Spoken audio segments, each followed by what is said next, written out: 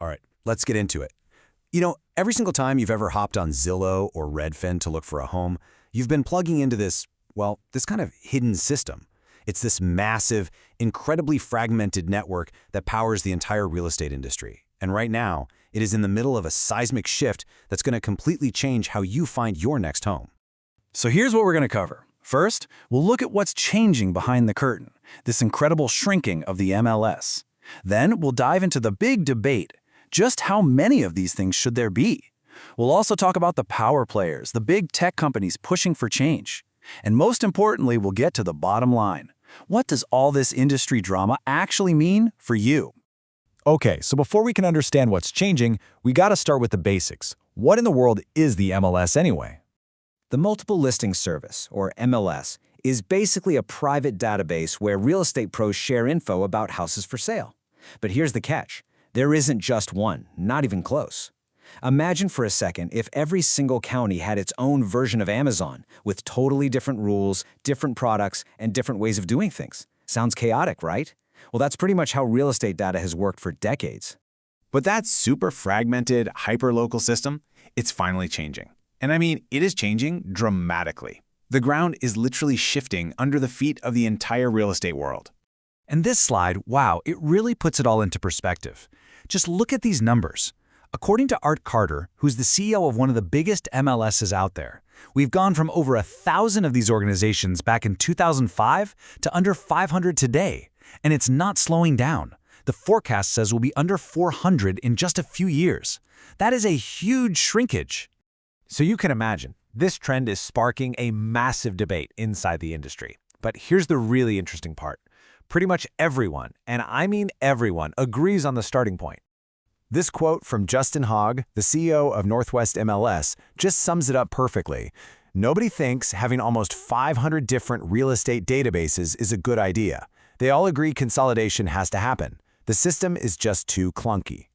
And that, of course, brings us to the million-dollar question. If everyone agrees that fewer is better, well, what's the magic number? Is it 1, 10, 100? And this, right here, is where all that friendly agreement just goes right out the window. Yeah, this whole debate has basically spawned 3 completely different visions for what the future of real estate data should look like, and each one is being pushed by some really powerful people. So, on one end of the spectrum, you've got Robert Refkin. He's the CEO of the giant brokerage Compass. He's thrown out the most radical idea of them all. Just get rid of all the local systems and create one single national MLS for the entire country. One database to rule them all. But the people who actually run the current MLSs, they think that's a pretty terrible idea. Deanna Hall, who's the CEO of Beaches MLS in Florida, she calls a single national system a logistical nightmare, basically saying that an outsider just doesn't get how wildly impractical that would be. And what I love about this slide is it just lays out how far apart everyone is. You've got Refkin at one extreme saying there should be just one.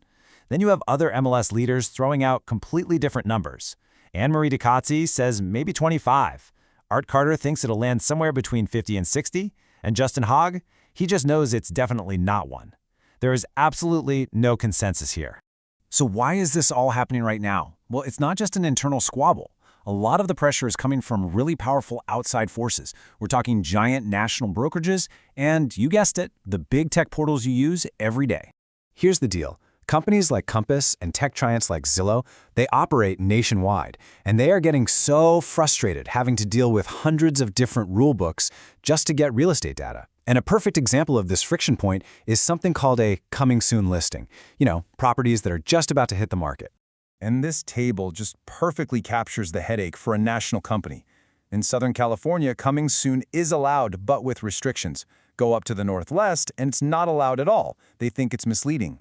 Then head down to Florida's Beaches MLS, and you can keep a listing as coming soon for 3 whole weeks. Now imagine trying to build one single app that works everywhere with rules that are this contradictory. It's a mess. So, we've got shrinking databases, we've got industry infighting, we've got pressure from big tech. All of this raises the most important question of all. Why should you, as a home buyer or a seller, even care about any of this? Let's really break it down, because this behind-the-scenes drama could actually change the way you search for a home from the ground up. Justin Hogg from NWMLS really hits the nail on the head when it comes to the consumer problem. If the data is all chopped up and different websites have deals with different local MLSs, you could end up in a situation where you have to check a ton of different sites just to get the full picture of what's for sale. And that fragmentation? It's just bad for everybody. So here's the bottom line for you. Fewer MLSs could mean a much more consistent, transparent, and way less confusing experience when you're searching for a home. Listings and data would look the same no matter what app you're using. But the big trade-off, and this is really the heart of the whole debate, is who gets to make the rules. The national companies who want everything to be efficient, or the local groups who argue they have unique market knowledge.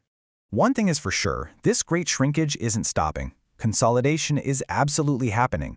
But what that final map of the market is going to look like, whether it's 50 databases, 25, or something else entirely, that is still very much up for grabs. And that leaves us with this final, crucial question. As this whole battle plays out, what it's really about is control. Who's going to hold the keys to the data that powers your next home search? Is it going to be the local experts who have run the system for a century? Or will it be the national tech and brokerage giants who are demanding a completely new way forward? The answer to that question is going to define the future of real estate.